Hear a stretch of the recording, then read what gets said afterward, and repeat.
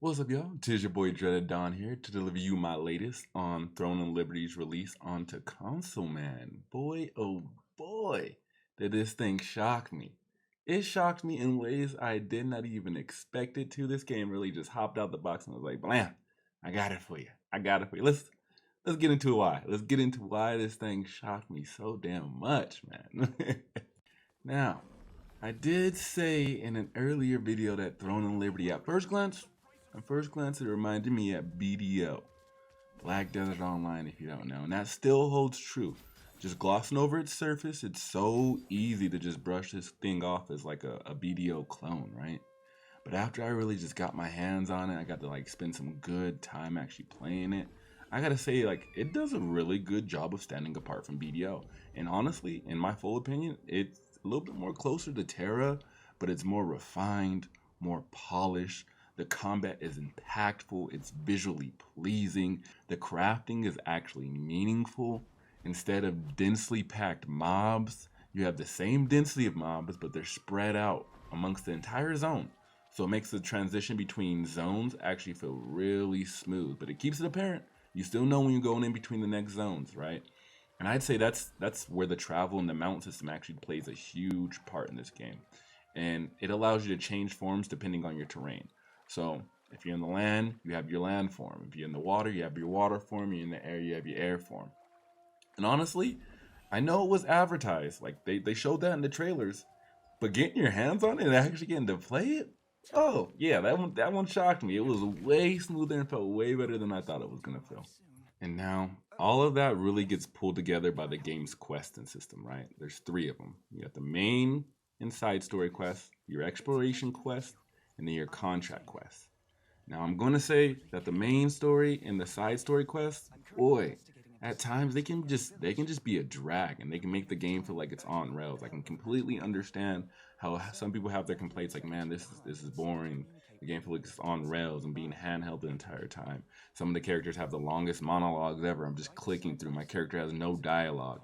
That's some of the problems with the story quest, and it also adds on to the fact that just some of those characters are so easily forgettable when you're sitting there just grinding out mobs for hours on ends, doing quests nonstop.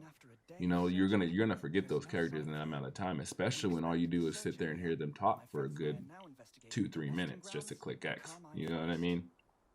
So I would say that the main story and the side story, that's probably the worst part of the questing system. But the other two questing systems, the exploration and the contract quest, now those two really allow you to invest into your character, right?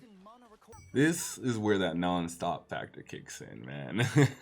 Majority of the quests you're gonna be doing with these the exploration quests and the contract quests are gonna be fetch quests. They're gonna be here, go there quests. They're gonna be hunt this quest. It's just simple as that. Collect this many items.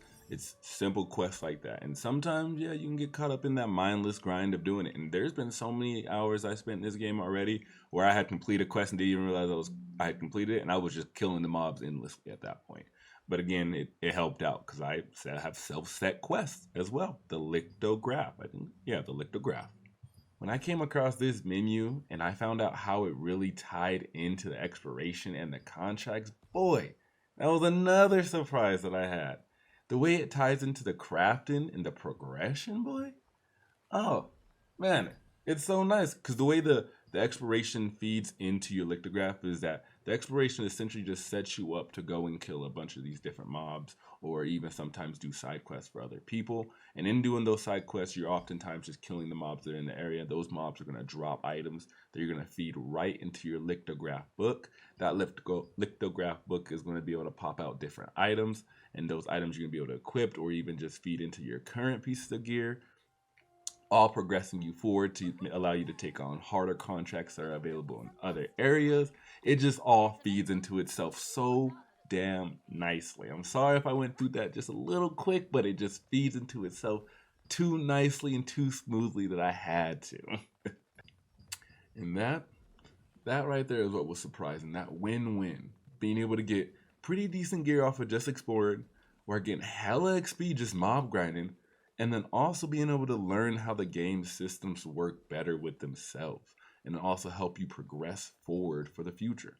That shit is nice. You don't get that in today's game sometimes. You just aren't able to capitalize on being able to get all of the XP or getting some of the best gear in the game or learning how to better yourself in the game or play it better. No, you sometimes you just get the best gear and they're like, there you are. Or you get a shit ton of XP so you can level your character and there you are. Or sometimes you just learn how to play the game and become a god and that's it.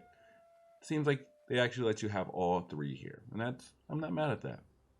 Now, I will say there is one specific mission that caught me off guard and caught my attention. And I really just enjoyed doing it because of the twist that they ended up having.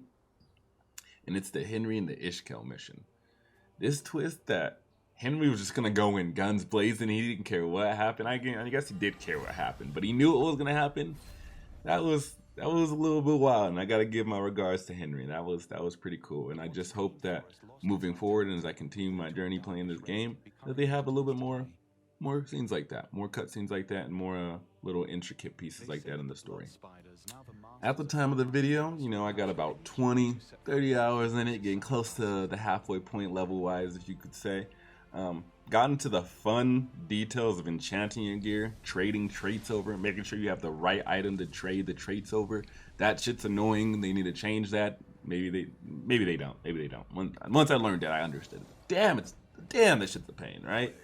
I haven't had a chance to touch the PvP. I've heard my things about PvP, right? And just already seeing it, it's a lot of war PvP. I'm not a fan of war PvP, but I do want to dip my toes into a couple of the areas, arena, war, see what it's like, see if it's holding up. When I first jumped into the game, I heard how it was supposed to be hardcore pay to win, and now that I'm actually playing it, it's not hardcore pay to win. It seems like it's more just pay to progress faster than everyone else. If you want to call that pay to win, yeah, I guess it's pay to win, but I think it just paid to progress faster. All in all, the combat after getting used to on the controller actually feels like someone gave it a little bit of time. Like someone picked up a controller and was like, you gotta make sure this layout works, boys. Make sure all these buttons are where they're supposed to be. The leveling and the progression is solid for now. I'm only halfway through, so I can't, speak too much on it just yet. But theory crafting my build does feel good right now as well. So, I can't be too mad at that. The world exploration is enjoyable. The travel modes are customizable, which is super savvy. I love being able to change my form into a lion, being able to change my little otter into a, better looking otter, and then being able to change my bird into a doper bird. I don't mind the eagle, but if I could choose a hawk or a falcon, I'm not mad at that either. The quested system on top of it all just ties it all together really well, and you can't really be too mad at that, especially since the exploration and the contracts are going to be where you're going to be spending most of your time. I could say that they could bump up the main story and the side story a little bit more, but yeah, man, I'm honestly just glad to see that Throne of Liberty has more depth to it than I was expecting, and I'm even gladder to see that AGS is having a good release. It just gives me just a little bit of hope, that New World's gonna have a good release. Now, I don't know if they can manage both of them. I don't know if they can do that. That's where I'm doubtful, but we'll see. If you're playing the game now, man, just let me know whether you're a vet from PC or you're with the new wave on console like me. Either way, leave a like if you enjoyed the video and a sub for my info. Otherwise, I'll catch you on the horizon. Deuces.